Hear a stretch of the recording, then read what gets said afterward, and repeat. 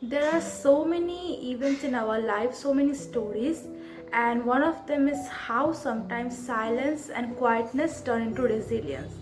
This is a story. The name is The Charity by Ruskin. So, hey, please get comfy and hear it. Here, the charity would be the narrator of how its quiet resilience made it what it was.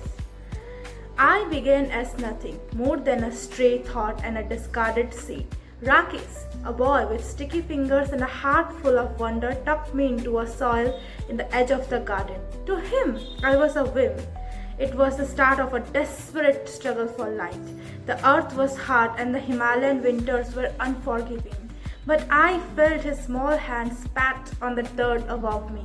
That was the moment I decided I would not simply rot, I would reach. My early years were a little bit of disaster. I wasn't a pampered like the grasses or the roses. A wandering goat stripped me of my only leaves, leaving me a bare, pathetic twig. A grass cutter's blade nearly sliced me into two, a wound that took seasons to heal. The monsoon rains tried to drown me, and the mountains wind tried to snap my spine. Through it all, Rakesh and his grandfather watched.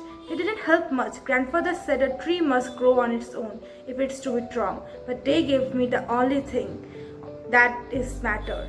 That is the attention and the care. Rakesh would circle me, checking for a new leaf or a sturdier branch. His belief in me was the water I drank when the soil was dry.